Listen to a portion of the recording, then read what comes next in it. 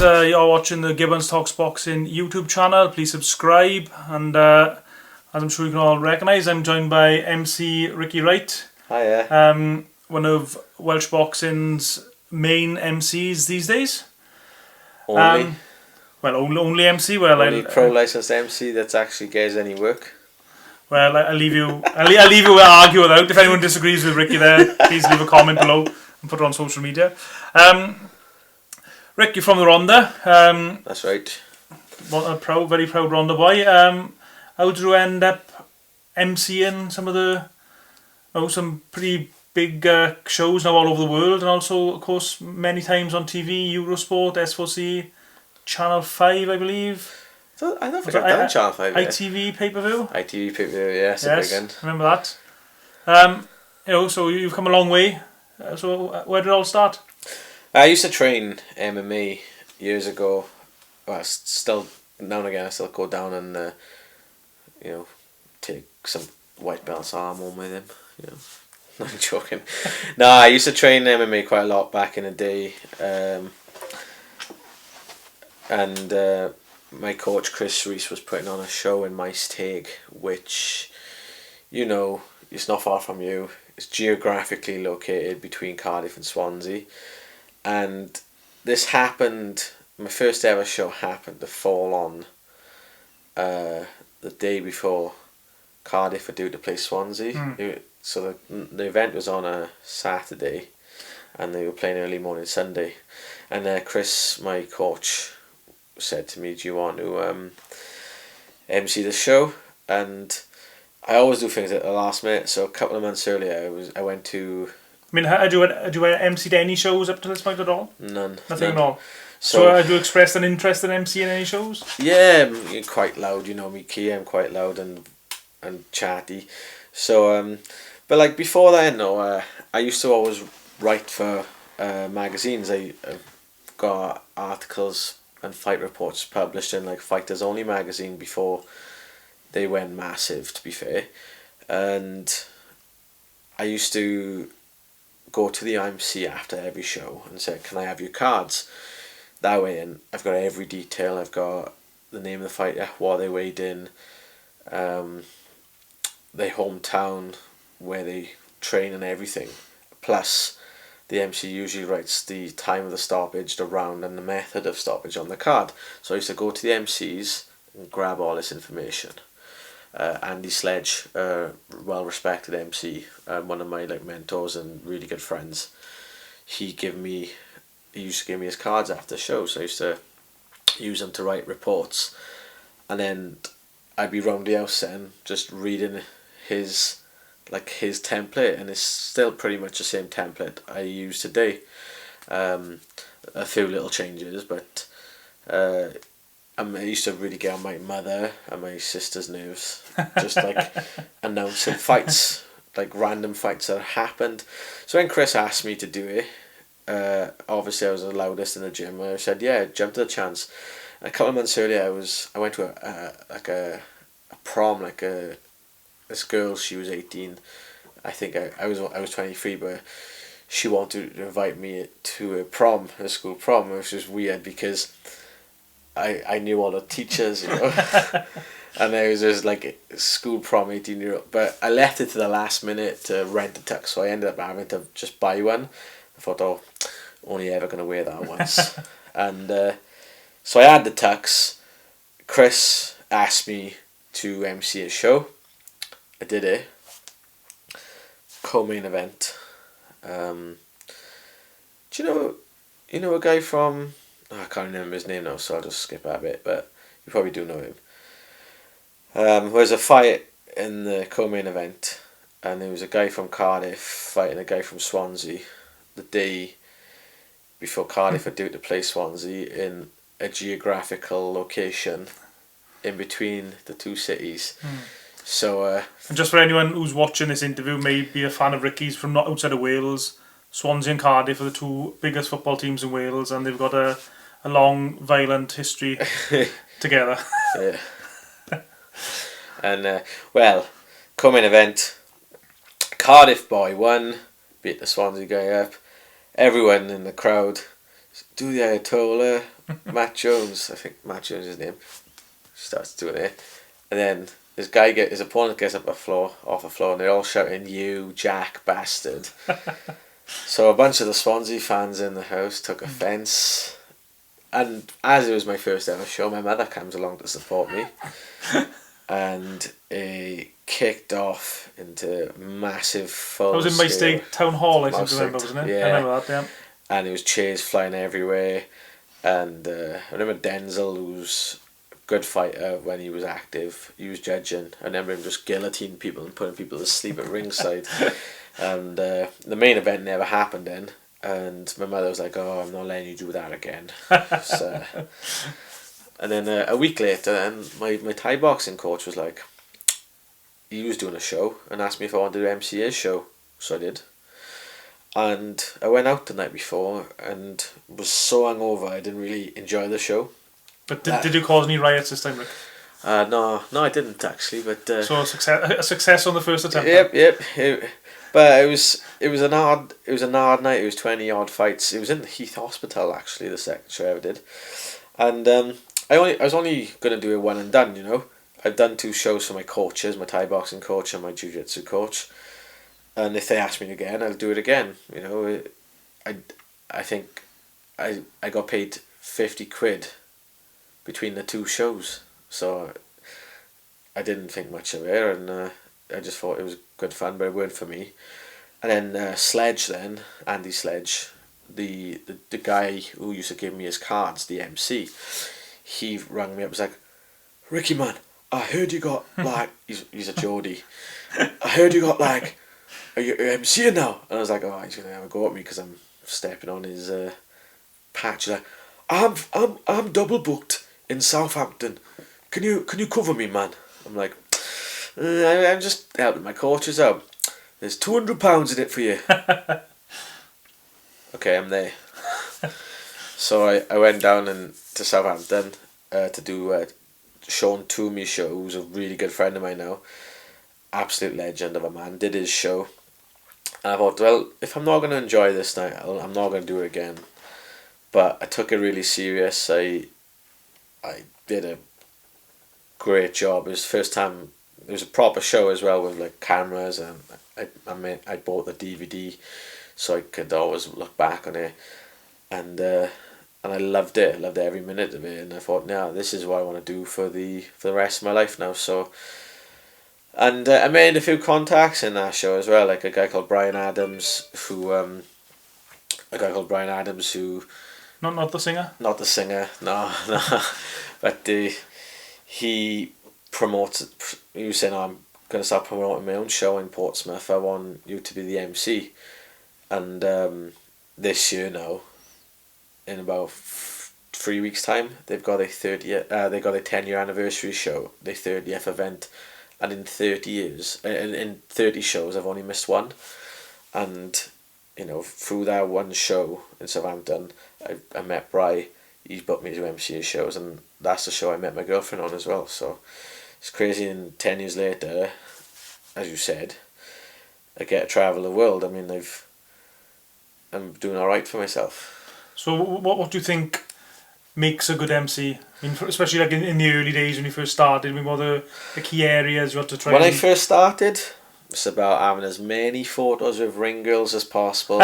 How long you can extend a name for without gasping for air, and and more pictures of ring girls. That's what I thought it was about when I first started. But there are quite a few pictures of ring girls of you around, Rick, to be fair. Yeah, they're less sleazy now as I got older. You know, the hashtag #MeToo generation. You can see my hands away from them and are you waiting to get exposed in the tabloid press? Who knows? But back in the day, it was all about shouting at names, extending the length. I could say the names and just pictures of ring girls. But to be a good MC, you gotta realize it's about the fighter. It's not about yourself. You know, you got some MCs who generally make it about them, and they think it's about them and not the fighter. I mean, if you can big up the fighter, but at the same end of the spectrum, a good MC or a bad MC can make or break a show. Do you know what I mean? You come to shows and the MC's getting the fighter's name wrong, getting the decision wrong, and not really taking pride in what they do, can ruin a show. So it's kind of, to be a good MC, I think you gotta have the balance of professionalism and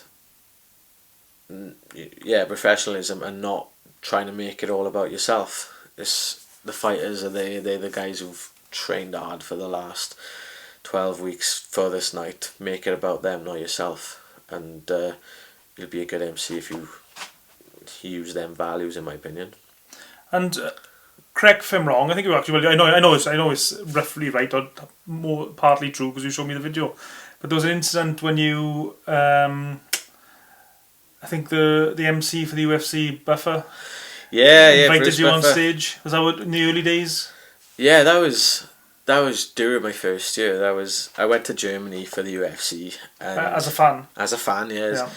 Yeah. Went all over the world for UFCs. Canada, New York, New Jersey, Germany, Sweden. Used to go all the time, and you'd have these Q&As, and the UFC wasn't really big in Germany at the time, and it was a Friday in the day and most people were still in work, so this Q&A was like dead. So I kept going up and asking Dana White questions. It was like, here you go, and then kept asking different things. When are you gonna sign Mike Tyson? You know, it's random crap. And then Bruce walks in and takes his seat. And I could see him down here. And I'm like, it's Bruce Buffer, voice of the Octagon. And so I thought, there's no one queuing up for the questions. I'd go back up again, and I must have asked about 10 questions. Like, it was just more or less an interview with me and Dana White at this point. So I said, Dana White, I'm a ring announcer from the UK. I see Bruce Buffer's just walked in, blah, blah, blah. Is there at any chance I could spend a day with the guy and learn how he does things, shadow the guy? And Dana White, was like, he's right there, why didn't you ask him? And then Joe Rogan gets on the mic, it's like, hey, you're a ring announcer, right? Can you do the Buffer 360? I was like, I can do the Buffer 360. You say you can do the Buffer 360. I can do the Buffer 360. So he said, come on down. So Bruce gets up, goes So this is like on a stage, on the stage, on the type of thing where you have the weigh-in and that type of thing. Yeah, it's like it was about 2 hours before the weigh-ins, and they usually have a Q&A for the fans.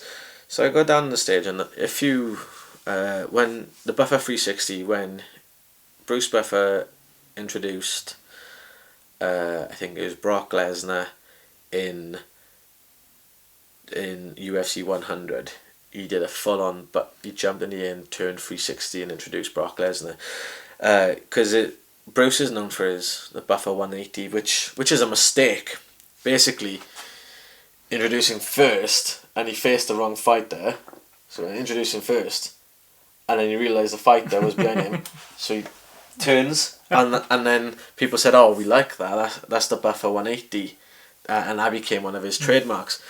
Then, because it was a special event, people pressured him to do the Buffer 360, so it was the heavyweight title, Brock Lesnar, Frank Mir, UFC 100, the marquee event in Vegas.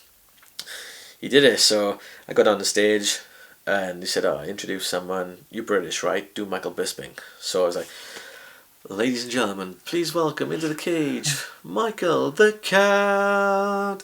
Did the 360, Bisping, and everyone was just like clapping and laughing, and Bruce grabs the mic off and says, hey Dana, am I safe?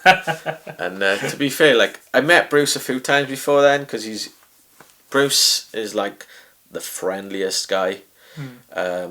He will stay back and meet every single fan, and Bruce as well, of course, is the younger brother of Michael Buffer, the boxing MC. Younger half brother. Right. Interesting story as well. They didn't even know each other existed until they were like full on adults. And but Bruce, he gave me his card and said just kind of get in touch and I can shadow him. But to be honest, my hotel was in Oberhausen, his was in Dusseldorf. I didn't really, and the event was in Oberhausen, so I didn't wasn't really, geographically possible, was it? It was, but I was lazy and I was nervous, too nervous to like get in touch with him. But he followed me on Twitter, and now that was like 10 years ago. Me and Bruce like talk a lot on Twitter. We email each other as well. He emailed me and told me I should enter that MC Academy that Sky were doing, and then he said, "No, don't. You're already established. You don't need this." And I was like, "Okay." And do you regret not entering that? Nah. Or was the right decision? Yeah, it was the right decision. If you look at the guy who won it, Ben, who's a really nice guy. That was 2 years ago. He's got nothing off the back of it really, and mainly down to them going with the zone probably, and using Diamante and everything. But me and Bruce have stayed in touch. Actually, on my Facebook memories, I had a notification saying like, thanks to Bruce Buffer for sorting me and Becky out ringside seats for UFC in Nottingham, and that was amazing. That was like, I think I was like 7 years ago this weekend. So yeah, he's and when I went to Canada, Bruce was surrounded by fans. I was walking past. "Hey, Ricky, congratulations on your fight!" Because it was like a week after my fight. Yeah. And everyone was like turning around. I was like, "He's a fighter." It's like which of course you are, which we'll come on to later on. Well, I wouldn't say I'm a fighter, but I just had to go because I felt I needed to, but I'm not very good at it. Rather MC. But with the MC and just speaking there, the way you mentioned the buffer 180 on 360, and to be a good MC, I think you've got to be obviously a little bit flamboyant, a little bit very outgoing, and I guess confident to almost the point of cocky. Oh yeah, definitely, without doubt. I mean, if you look at every MC, characteristically, they're the worst people on the planet. We are. That's a big call. We cocky, arrogant guys, all of us. I'm telling you, it's not. We pretend to be modest. No, I'm just joking anyway. But Bruce. Anytime I want advice, I can just email him, and he'll just reel off some stuff to me. He's a cool guy. So yeah, that was Germany. That was good. And we just touched on there. You have actually, to be fair to you, as you mentioned there, you did feel you had to almost have a go at in the cage yourself, just to sort of say you've tried it. Well, back in the day before like Facebook was a thing, everything was on like forums. Like you've probably seen there's a few forums still going, like Checkhook Boxing and everything. Back in the day in the UK, we had the Cage Warriors forum, and it all went off on the Cage Warriors forum. It was like arguments every day, and all about different shows and everything. And what were we talking about again? Your couple of fights. Oh yeah, couple of fights. Your unbeaten run, I think it was. Yeah, in MMA. I only say that to wind James Wallace up to the adrenaline fight there from over. But there's a guy called Aaron Wilkinson who fought at a high level, and he said to me, "What do you know about fighting? You've never fought." So I was like, "Okay, I'll have a fight then." And that's literally what happened. Like I was training with Shaky, Richard Shaw, which is Jack Shaw's dad, who just fought in the UFC and won at Mon the Jack, Mon the Tank. I was training with Lewis Long as well, and I was training with Chris Reese down in Swansea and Cardiff. So the three like best gyms in Wales, and just so I didn't have to fight anyone from a good gym, to be honest. I fought a guy, and I didn't want an easy fight, but I didn't want to fight a ringer who was going to go on to do something great. I just wanted someone who I was going to be easily matched with, and Shaky was putting on the show, and he just done a seminar down a gym in Ponty and matched me up with a lad called Gavin Thomas, and Shaky had rolled with this guy, and he knew that we were on the same level. So it was, even though Shaky was my cornerman, he never made it like unfair on he never like. It was an even matchup. Yeah, it was an even matchup. He weren't like being sneaky with it either. Like, oh, I've just trained him. He's, it was just like, he just cornered me and told me what to do rather than told me what this guy's weaknesses and strengths is. And that was great because I fought him. It went 3 rounds and it was a draw in the end. And it's mad because Gavin, who I fought, great guy. I was out in Rome emceeing the Cadet World Championships a couple of weeks ago, and Gavin's son was fighting for the Welsh team, like, so it's mad how like things go full circle. Yeah. And did you feel your experience in the ring, actually fighting, give you, I don't know if it's more respect, but give you a different perspective on what the fighters go through in the ring? Yeah, I guess so. I mean, after I had a draw and then I thought I want another one, and I was at another show working like a year later, and I saw this guy called Wayne Davis, and he was like short like me and in my weight class, and he fought one of my teammates, Ash Beaumont, and Ash is a stone cold killer and knocked him out in 6 seconds, and I was like, I'm gonna give that guy a fair fight. And I fought Wayne, and then we just went toe to toe for like 3 rounds of war. And Wayne's another great guy. I think when you fought someone, you always have this like weird mutual respect for the rest of your lives. I beat Wayne, but it was close. And like both my fights, every time I watch them back, I see a different outcome. It's like, I was lucky to get that, and I watch again. Oh no, I smashed him. It's like, a draw is fair. Do you know what I mean? It's every time I watch it. You mentioned Jack Shaw there. Tell us the story about when I can't remember the exact story. You have told me. I've seen the video on YouTube or Facebook where Jack come to having a free shot to your belly.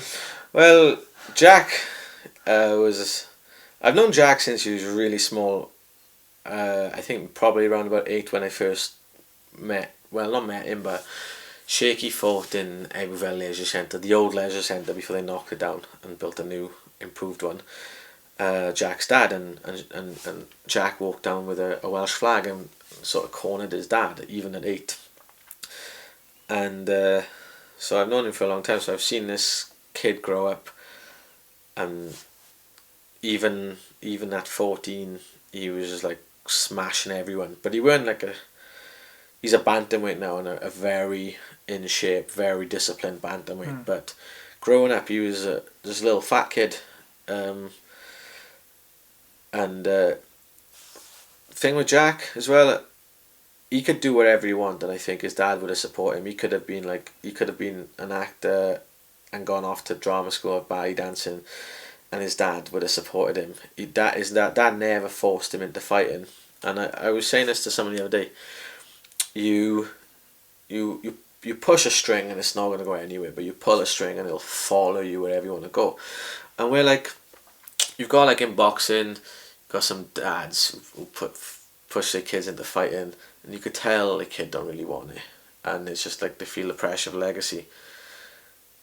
Shaky just got about his own way, just did the training towards kids, and Jack was just like eager to join in. And when he did, and he was so not just talented but disciplined, and even as like a little fat kid, he was incredibly talented. But yeah, we want to know the bit where he punched you. That's the main bit we want to know about. When he punched me, but then he was on Twitter, and I said, I made a bet like, you can't get 200. If you can get 200 followers by the end of tonight, 200, like he's probably on like 10,000 now. I haven't checked, but especially after his debut performance the other night, he said to me, I will let you give me 5 body shots. So of course, the amount of people who want to see me get hit just followed him in, and I think he had like 250 by the end of the night. And I'm a man of my word, so I went down there, and one of the boys recorded it, and Jack just teed off on me, and it was good. Like the third punch really hurt, and I don't think my rib has ever been the same. And he was weighing about 80k, 82k at the time. He fights now at 61k. So And I've always wondered, would I rather him now when he's 61 or then when he was 81? Do you know? He's 20k lighter now, but he probably hits a lot harder now, especially now he's training with Lockett. But I took it for the team, you know, and And just in case people want to see it, I mean, where's this video available? Is it YouTube or Facebook? it's on Facebook. But what I'm gonna do now, I've learned how to like record my screen. I can record it and put it somewhere else, so it's like more easier access. Because unless you're friends with certain people, you can't actually see it. Do you know what I mean? Yeah, it's on certain settings, I guess. On Facebook Yeah, people's privacy settings are too strong. So keep an eye out for that on Ricky's Twitter, probably. I'm guessing you shared it. Twitter, Facebook, YouTube. Yeah. If you want to see Ricky take a just slug of a UFC fighter. just holding on. The thing is, the mad thing about it, I was a lot bigger then, because I was huge in the video, and Jack was about as big as I am now to look at. Well, actually, he was 81, but he was a lump, like. But like, he's just he's so trim and disciplined now. It's amazing. Such a nice guy as well. Yeah, lovely guy. You wouldn't think he's a fighter unless you sort of watched his fights. But again, you could probably say most fighters are pretty. Yeah, that's it. So I mean, you were probably one of the best people to judge this or to make a past comment. I mean, how good is Wales's MMA fighters at the moment, and how healthy is Welsh MMA? I mean, from a casual fan's point of view, which I class myself, it seems pretty good. We've got quite a few UFC fighters out. Well, quite a lot of shows on. You know, obviously the higher echelon, you got Jack Shaw, John Phillips, Jack Marshman, and Brett Johns. You know, they're all in the UFC, having decent levels of success. I mean, you know, they've won and they've lost. Jack just won his debut, but I work for MMA Cymru, which is the amateur governing amateur body of Welsh MMA, and the talent we got at like junior, senior, and like youth level is incredible. Some of the kids coming up, we took 10 of them out to Rome for the Youth World Championships a couple of weeks ago. I was emceeing and like being some sort of like mentor, team manager. No, they won't learn nothing off me. But it was kind of busy. But you had 3 cages going, and they fought multiple times a day. And some of the talent, like one lad from Swansea, I can't think of his name, Corey Lewis. Glad I remember that because his mother would have killed me. he was brilliant. He got a kid from Newport Torrin, really good. Was unlucky not to get a medal, and a guy from North Wales, Rhys Jones, hilarious guy. They're all under 18. There's too many to mention, but they're all really talented to show real promise, and Ellis Clements as well. So if you could name one amateur fighter in Welsh MMA at the moment, is the one to watch?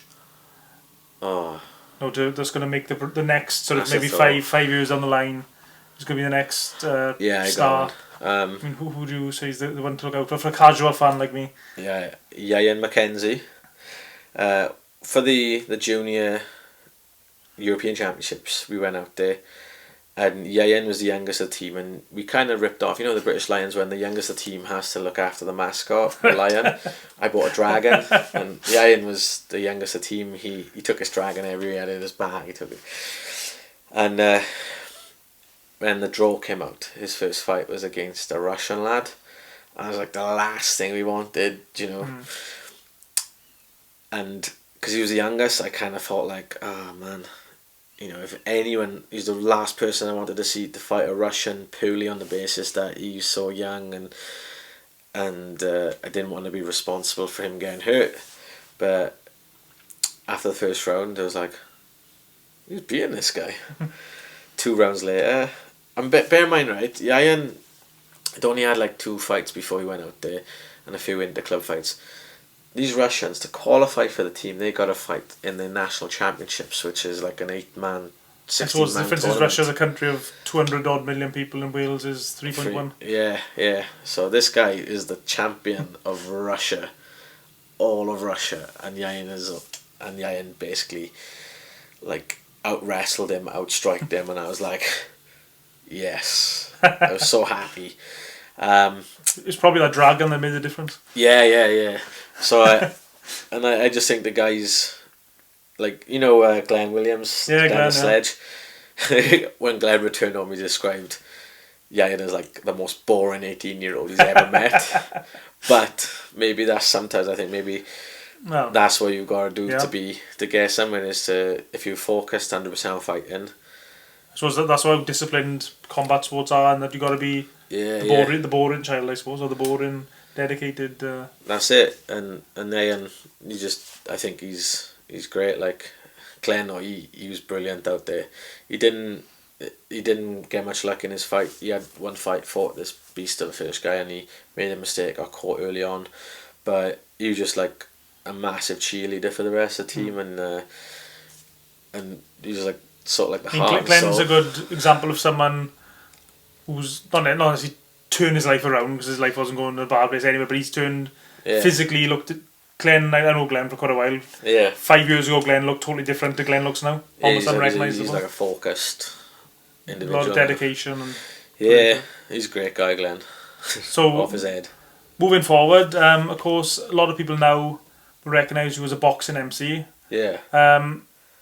This is a boxing. And this is a boxing channel, so we probably lost all our viewers talking MMA for the last 20 minutes or so. Sorry, guys, but you've got new MMA viewers, and I believe, correct me if I'm wrong, to be a boxing MC in professional boxing in Britain, you actually have to be a licence holder of the British Boxing Board of Control. Yeah, that's right. I was doing a lot of work in MMA, but it was kind of sporadic. I noticed there was a lot of boxing shows happening, and I thought, I'm going to go and apply for my licence.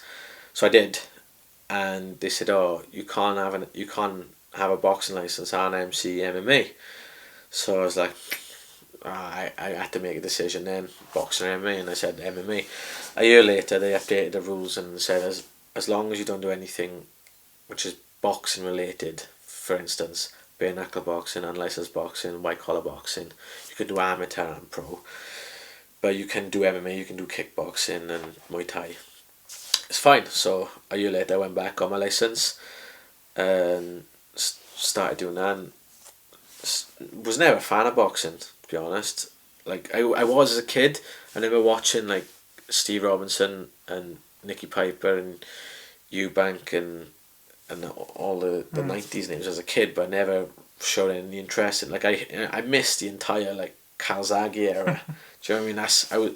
But I was big into MMA. The entire, like, when Calzaghe was dominant, I was into MMA and just ignored boxing completely. Like, so, but it started because got my boxing license purely on a selfish basis. I wanted more work. Started watching it, and then it kind of like took over a bit. Do you know what I mean? It was like to a point where I weren't interested in MMA anymore. I was just like constantly watching boxing.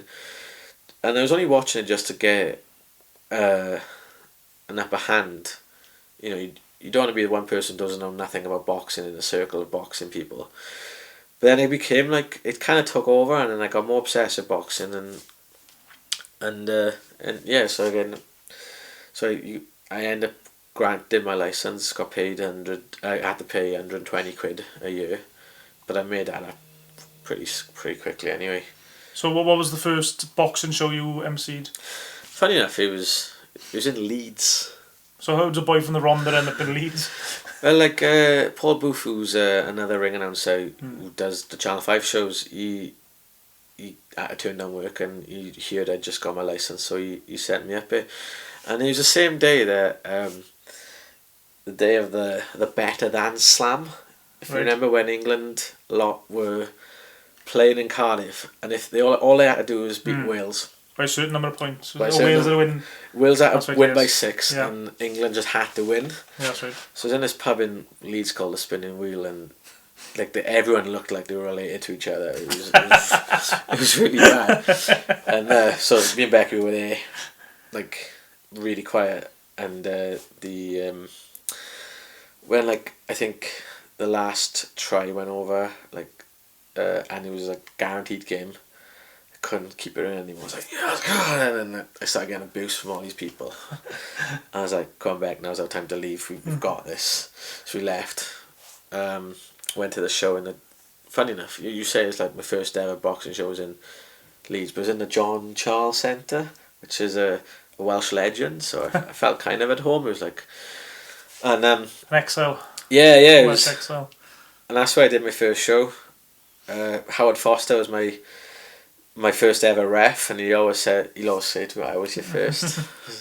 But I called him Chuck because a lot of the refs you kind of know on TV, but I never watched any boxing. This is the first time I'd ever met a boxing referee. Period. So he said, "What's your name?" He's like, I said to introduce him.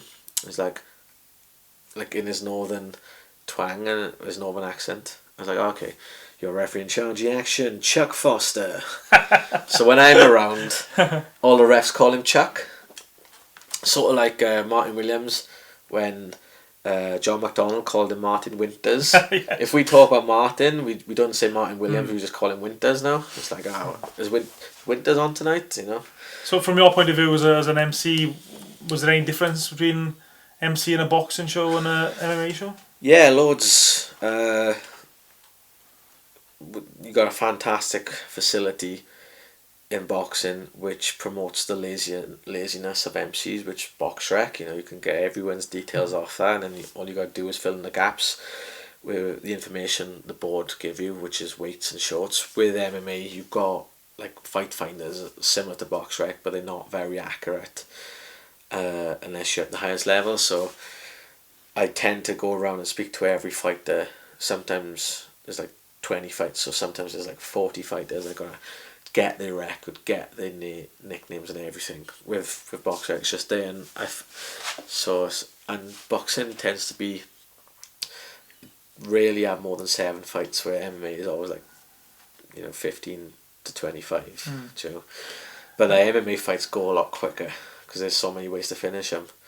So I suppose one thing, I've MC'd one amateur show for a friend. yeah, It was a good experience. I really enjoyed it. But there was one particular name on the show, and I wasn't quite sure how to pronounce it. It wasn't a particularly difficult name, but it was open to interpretation. oh yeah. So I mean, how do you manage to? If you've got a difficult name, do you go and ask the boxer or the MMA fighter's name, or how do you go about it? No, I'll go speak to the fighter in advance, rewrite the name phonetically, like. And I'm glad I'm not the only one who does that, because if I'm doing commentary and it's a difficult name, I write the name down as it sounds rather than the way it's spelled. Well, I write it phonetically, and they're like, no, that's not how you spell my name. Yeah, but that's how you say your name. That's how I'll say your name. I was in Russia on the weekend doing ACA, which is like one of the biggest shows in the world, and they had like this translator guy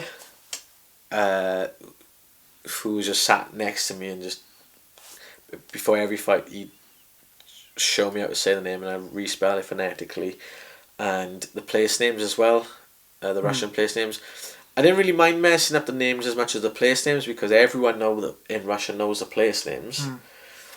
But names are subjective. Whatever you go, I mean, I know people called like Aaron, but then if you're in north of England, they call Aaron. So I think James Lilly's name's been mispronounced when he was doing the Bannock. James Ligley, I think they called it. Yeah, that's it.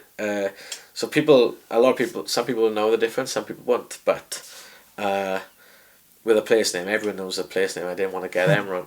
But so my translator guy, he'd help me, and that was handy. I wish I could take him everywhere going, because he was. But like when we do the IMAF tournaments, in Bahrain last year, and there's like 500 fighters from all over the world, and I'm talking like.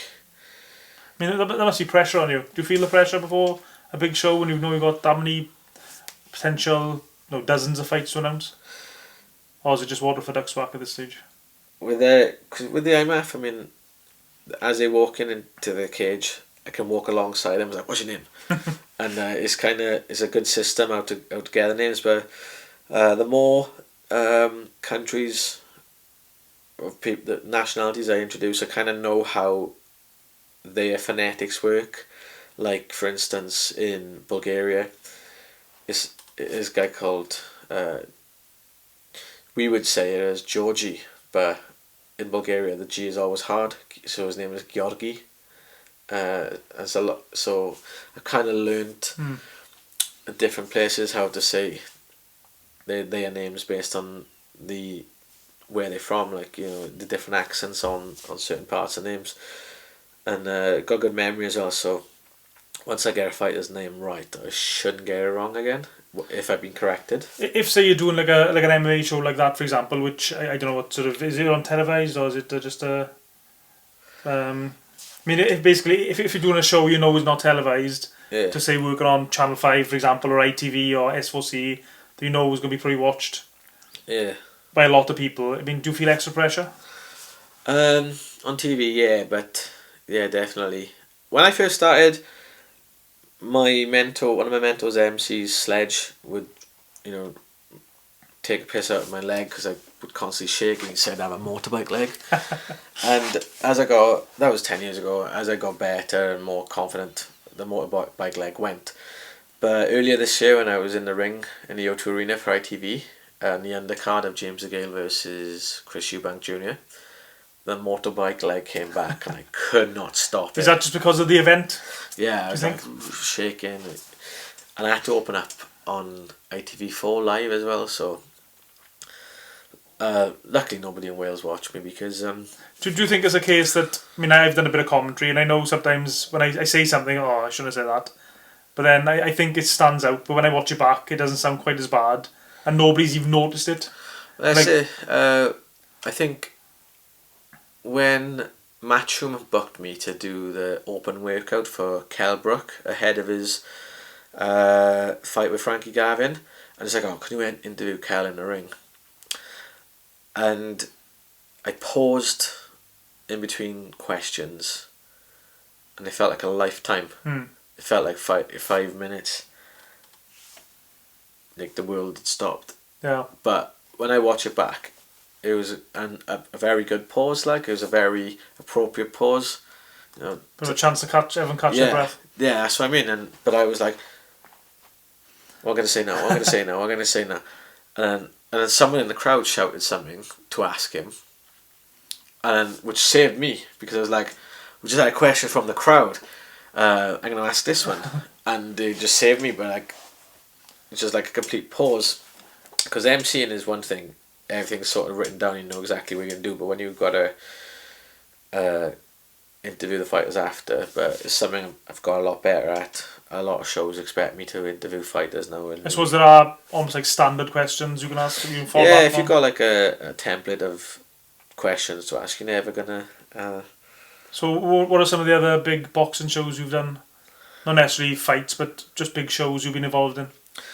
Because I notice these days, quite often Matchroom or even Frank Warren, they'll have a certain MC to do the undercard fights, and they'll bring in Buffer or some other... David Diamante. Yes. Diamante. I mean, what's that about? Why did you say a name twice? And I know they used to do it years ago in boxing, didn't they? Yeah. Like, and you watch old fights from America in the 60s and 50s, and they'll announce the guy's name. They would do it back in them days because it'd be like... The sound quality was so poor that when the crowd is going nuts, Ciaran Gibbons, you wouldn't be able to hear it because when the crowd dies down, Gibbons. But he does it now as a tribute to the old MCs of New York, of Madison Square Garden. But And I suppose he's made it a bit of a trademark for himself. But like, the sound quality in arenas now is where, if anything, I think is disrespectful to the fantastic sound guys we do have. But he does it as his trademark, as a way to be different from what we see and make it about him, I think, if I'm honest. I think when I was saying earlier, a good MC is someone that doesn't make it about them. I think he's an MC that makes it about him and only him. Controversial there. So if you agree with Ricky or disagree, share on social media. Yeah, so what were some of the big shows, the boxing shows you've been involved in, Rick? I've worked for a lot of in boxing. I've worked for quite a few big promoters, like I've done like a few weigh-ins for Cyclone, Barry McGuigan's Cyclone. I've worked on Ricky Hatton shows, but they were untelevised. But it's still cool when you work for like Ricky Hatton and he's just like there. Do you know what I mean? It's, again, Ricky Hatton's one of them boxers that I completely ignored when he was active because I was into MMA, but it's still a big name, you know. And other guy, yeah, I've done an entire matchroom show by myself, no undercard. It weren't on Sky, but it was on the Matchroom Fight Pass system. That was mad. I actually got fined by the board for doing that. So, well, Greg Steen, I was booked to MC Greg Steen's show in Newport where Enzo McInerney fought. And I actually turned down a Ricky Hatton show in Walsall the same night because I thought, oh, I'd love to MC Enzo McInerney. So I turned down like decent money with Ricky to do for money that for £150 to do it with Greg in Newport, which I don't really like working for anything less than two, to be honest. But Greg booked me, and I thought, well, you know, the prestigious local to home, Enzo Mac, legend of the sport. And then Greg phones me up on the Monday and goes, Ricky, we haven't sold much tickets, I'm staying on a barrel of a raw loss, I can only give you 50 quid. I was like, I've turned down Ricky Hatton's show for this, and it's like, they're not gonna want me back a bit now. So it was a Monday before, I don't think I weren't gonna get another show. Next Tuesday, I was actually in Slater's buying a new suit, which was signing, and I think it was Ross from Matchroom phoned me up. He was like, oh, can you do our show in York Hall on Saturday? I was like, yeah, cool, definitely, yeah, we'll give you this much. And like, at the time it was a career high payday, and until I went to Russia last summer again. But and so I did. I thought, well, I saw on Facebook as well that Simon Goodall was going to be at the event doing the ring, so I thought, well, he's an MC, he's already going to be there. So, and he doesn't cost much extra when you hire the ring. The MC generally comes with it when you use Ringcraft. So I phoned Greg thinking, great news, Greg. Match, you want to use me. You can't afford to give me what we agreed. Yeah. This is you'll never work in boxing again if you do this, blah blah blah blah. And I thought, like, with that attitude, screw it. I phoned Matchroom back. I was like, yes, I'll do your show, I'll be there, you'll tell me when. And worked for Matchroom, and it was great when, you know, you're looking down the ring and you see Eddie Hearn, and then Eddie Hearn was actually filming the crowd on Snapchat as I was introducing the main event and everything, so it was a really good experience. Then Greg reported me to the board, and the board... I mean, right now, if you're people haven't go up in front of the board, do you physically have to go up in front of a committee? Yeah, I had to state my case. The board fined me £100 for breach of contract, even though he agreed originally to pay me more, and then he, but I was happy enough to pay. I just worked with Matchroom. It was the biggest show of my career with one of the world's biggest promoters. Like, I mean, yeah. At the same end of the scale, Dale Evans was meant to fight on that show in Newport, but he got offered a British title shot a week later, and I think against Sam Egerton. Egerton, right? Not Skeet. It's either Egerton or Skeet, one or the other, and he took the fight, but Greg Steen didn't have any beef with him. Well, that happens good regular in boxing. The boxers. I know, but it's like, yeah, well, you weren't standing in the way of him fighting for a British title and progress. This was the same. Yeah. And he probably, instead of losing, like, he was only going to give me 50 quid, and which at the time I was earning a lot more money, and it was a bit of a joke, to be honest. But I paid the fine. And you're still in boxing, I believe? I'm still in boxing, yeah. So, who were some of the characters you've met in boxing? Like I said, this is a boxing channel, so we'll talk about some of the guys who met some of the good characters. Well, it's crazy because as I was saying earlier, I used to watch boxing as a kid in the 90s. I mean, everyone did, I think, because it was on Free TV, free ITV. TV. Yeah, it was a thing, and when you, I remember when I used to train down in Dogs of War MMA gym in Cardiff, and Steve Robson's gym was That's right, yeah, I remember that. in the back room in like the same building but around the back, and he walked in just to have a chat with one of the coaches. They were good friends, and I was like, oh my god, like Steve Robinson, you know, and I was starstruck. And then I remember he hired me to MC his show down in, when he promoted his brief stint in promotions. He hired me, along with Sharon Donahue, who they co-promoted. She's a great friend of mine now. But it's mad how like you kind of like look up to people when you were younger, and then you kind of like on named terms with them, and like even though I missed an entire chunk of boxing. I mean, I've got to know people like Enzo Macronelli, who I kind of, because he's a massive fan of MMA anyway, and he's he's a decent grappler as well. He's a good on the floor lens.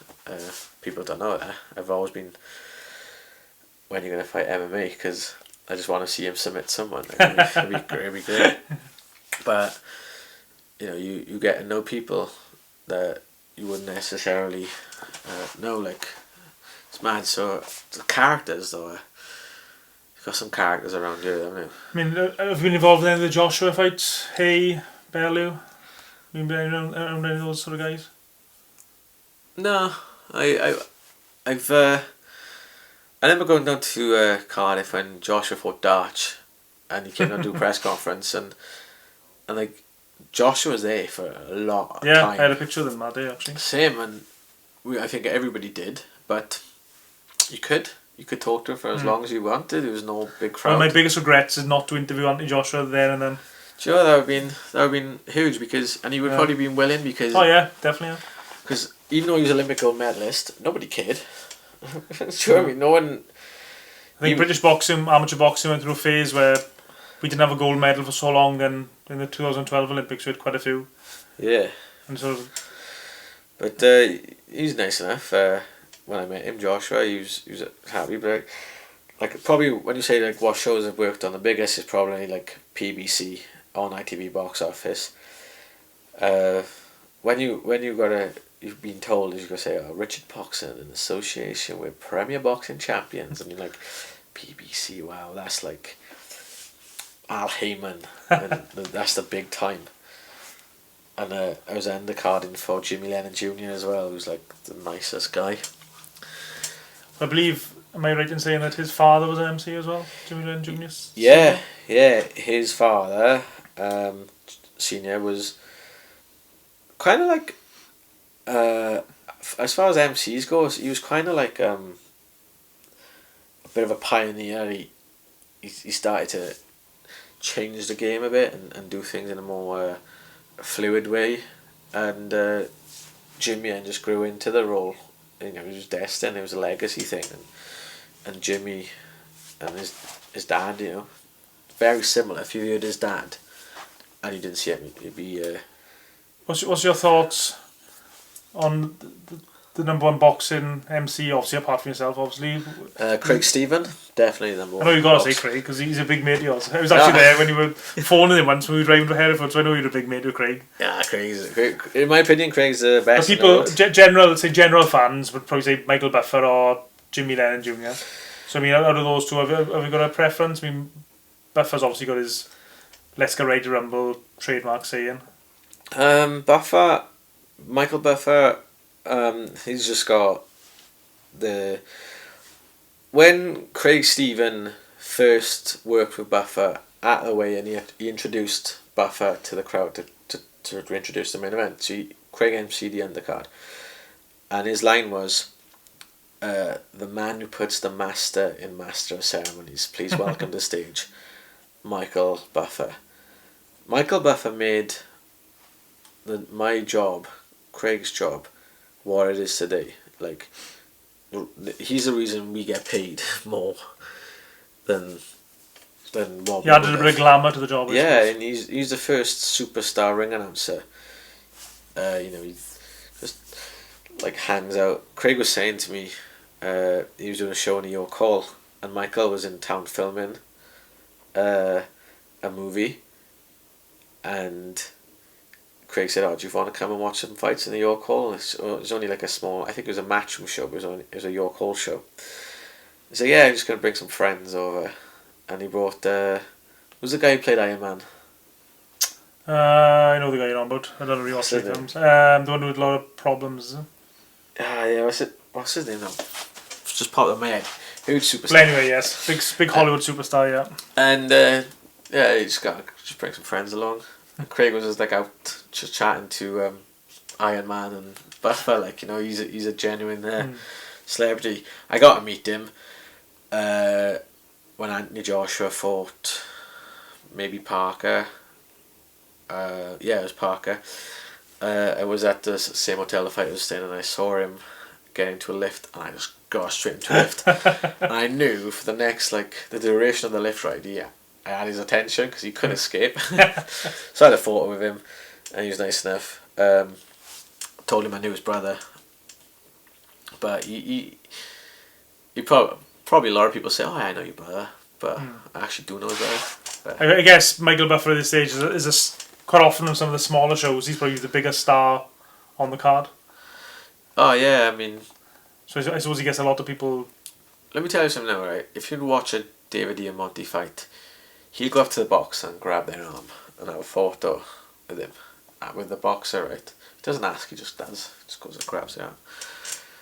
Because you see Michael Buffer do it. But let me tell you now, Michael Buffer isn't the one asking for photos with the fighters. The fighters are asking for photos with Buffer.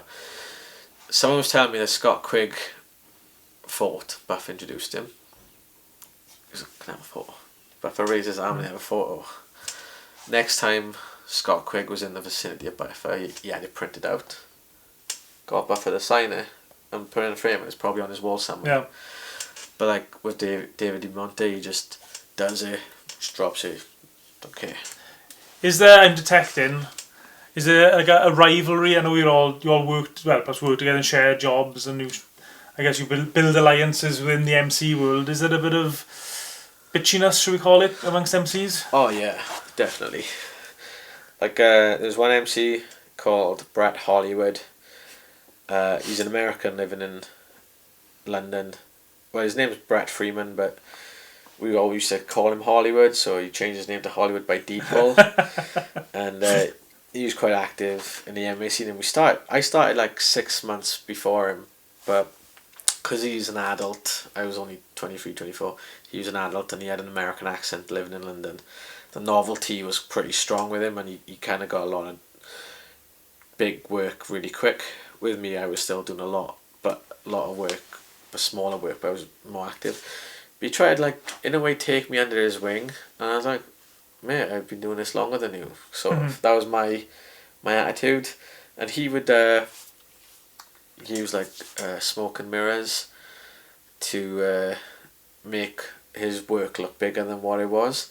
So he opened up the O2 card for Sky, did one fight on the undercard, and John McDonald was coming from the darts, straight from the darts to the show. So as soon as John McDonald got there, he continued. And you've been to a show. What's the first fight at the O2 like in the crowd? Very quiet normally. Dead. Absolutely dead. And I've been to the O2, and I've had a press pass, and I'm the first person through the door, and the fight's in the second round. Do you know what I mean? And there's nobody there, but he would put he'd put a photo of the crowd during the main event, and he'd put it on Facebook. It's the feeling of 20,000 people hanging on your every word, and say things like that, and things like that. Bending the truth. Yeah, just and a lot of his followers wouldn't question it because they don't know the scene, and it's like, "Oh, he's doing so well for himself." I can't bring myself to twist things. And if I make up a little white lie, I'll correct this straight away. Like for instance, I'm the first ring announcer to MC a fight in the new Cardiff Ice Rink, but I did one fight, then Craig did the rest. I drove to Western-super-Mare, did an entire show in Western-super-Mare, came back and caught the last 2 rounds of the Craig Kennedy fight. But you know, I tell people if I lie about something, I would correct it straight away in tongue-in-cheek way. But so like Brett was a massive. He because we both have the same work, but he would give himself an advantage by lying. That didn't sit well with me. He'd make things up and make things look what they weren't, and mugging people off, you know. And so that's why we end up falling out. And it's a really funny story, but I'll tell you off camera probably. But so anyway, what's the big MC dream for you, and Ricky? At the moment, I just want to be. All I really want is to be regular on a big show that's gonna give me consistent work. Like I did the show in Russia on the weekend, ACA, and they're a massive Russian promotion. They do shows all around the world: Australia, South America, Italy, mainly in Russia, and Chechnya and Dagestan and all that. And I was covering for an MC called Jeff Houston, who's really good at what he does, really popular. He does the new bare knuckle boxing promotion in America, where Malignaggi fought Artem Lobov, yeah. And to have something like that permanently would be probably my next goal, because it was great doing it. I got flown to Russia, treated like royalty, paid very handsomely. And but if that was a regular occurrence, you just want sort of regular work at the top end then, basically, is what you're yeah, because I do a lot of good work.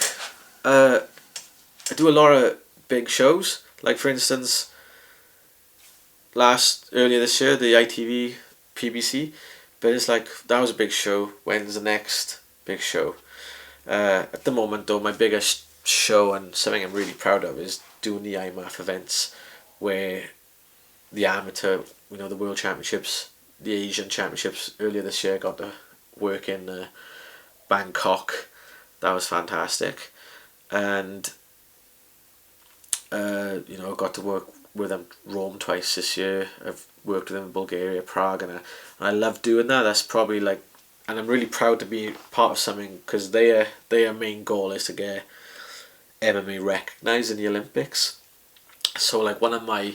And how far off is that likely to happen?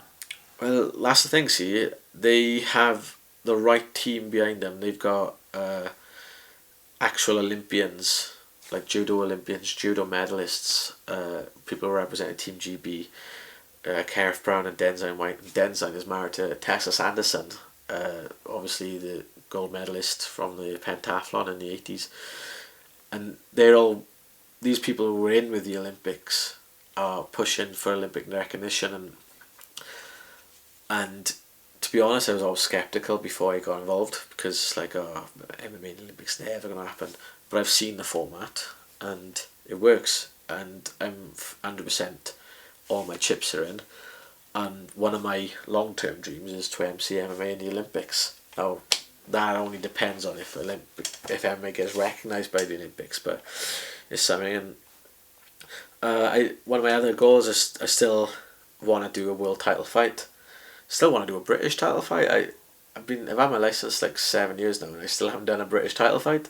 I've done like Europeans, Commonwealths, Welsh. Wow, hundreds of Welsh ones. I've done Midland. I've done every. You know, I've done WBO, WBCs. Speaking of Welsh title fights, we were speaking on it, but before we came on camera, you MC'd the show in Swansea a couple of weeks ago, the Saniga show on S4C, excellent show. I mean, 2 controversial fights. I mean, what were your thoughts on those fights? As someone who was ringside, probably had one of the best seats in the house. I was right behind the post, so I can only really see So sitting on the fence, Rick, is it? Yeah. So when the fight, I can see, and I didn't score either fight, but the way I generally saw, like, I didn't score the Morgan Jones Jacob Anthony fight, but Jake Anthony. But when you got, come on, Key. Lee Rowley. Want him back now. Oh, look, Rolly boy. Yeah, so I didn't score the fight. I knew both boys. I like both boys, but I was feeling the atmosphere inside the room where you had Jake's fans all like excited behind every shot, in a really good mood. All Morgan's fans were kind of like frustrated. Come on, man, Morg! Put your hands up, Morg! God, Morg, come on! Wake up, Morg! That was the kind of atmosphere I was getting for it. Doing a little bit more, I think. Yeah, so you had... So, I was shocked when I went in when Jake wasn't the winner. Yeah, how important is it for you when you got those cards in a close fight like that? Do you get excited about looking to see the result and you got to try and keep a straight face?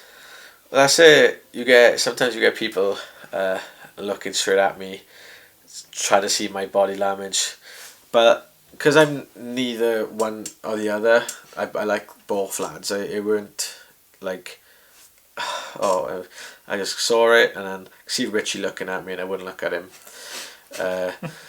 because but you know, I haven't watched the fight back. I've watched me announcing back. I've recorded it and put it on my highlight video and everything, because it's in Welsh as well. But yeah, it was a close fight, and as I said, from someone who never scored it, I was shocked based on the atmosphere of the room and obviously the reaction of the crowd as well. So that's all I can say about that, unless I watched it back again and knocked the subtitles off. With the Twos Angelo fight, I thought Angelo came out strong. I thought Twos took over during the halfway point, and he was spoiling a lot of Dragoni's work. A lot of people saying he should have been warned for holding a lot, and but you know, that's an official's job, not my job to say. So I thought,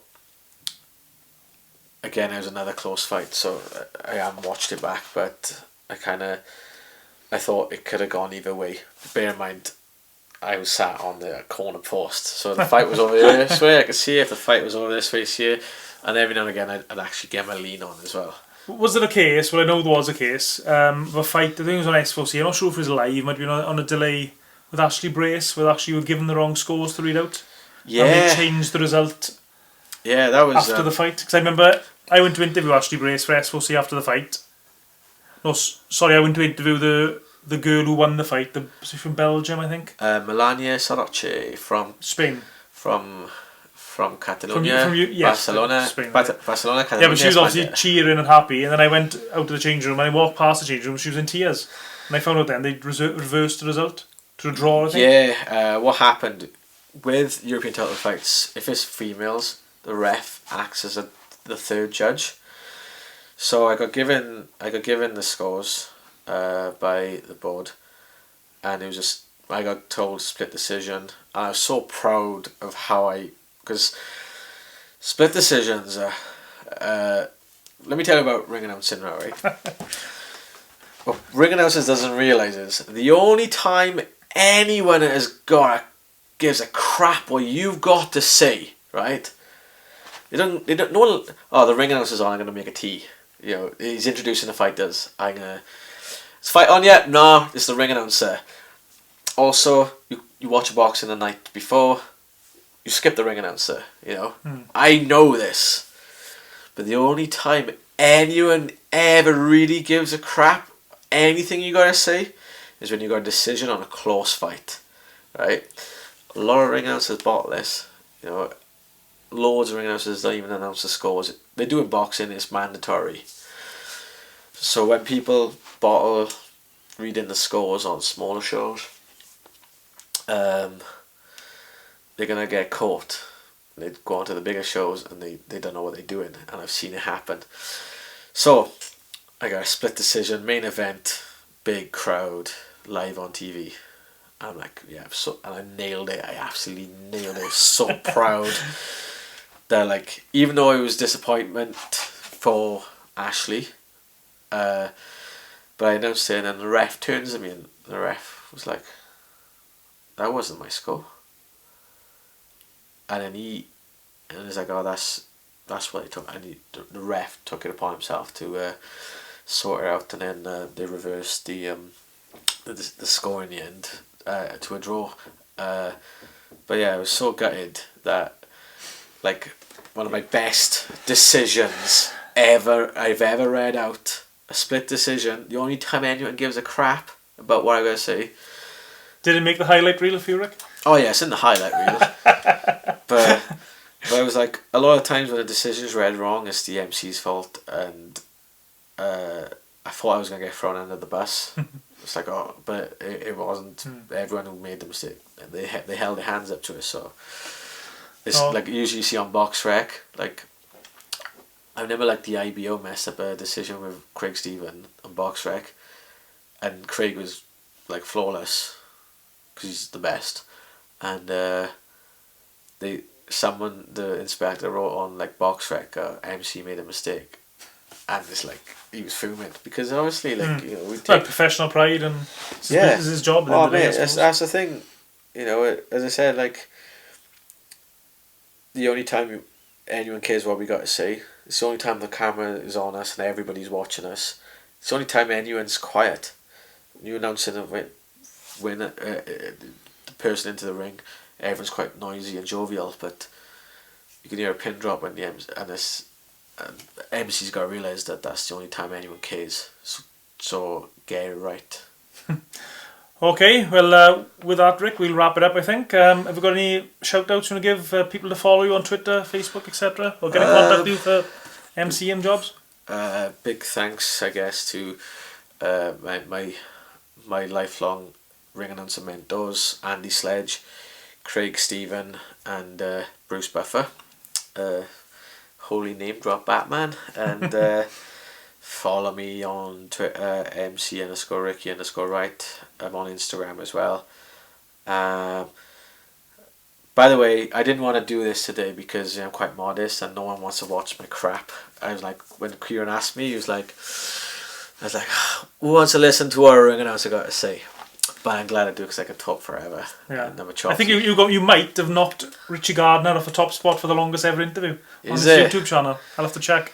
Well, when we had Richie on our radio show, on the radio, like, I didn't talk. I was like, just like, John Sugar's Rich, you know, just doing my thing. Like. And the truth being known, Rick, I had to come and get some money off you today anyway. So yeah. By the way, if anyone out there wants to buy any dollars, change dollars with pounds, come to me. I've sold half of them to Ciaran, and I've got the rest here. So, you know, because I got paid in dollars from Russia. Okay, cheers guys. Hope you enjoyed the interview, and please subscribe to the channel and share us on social media.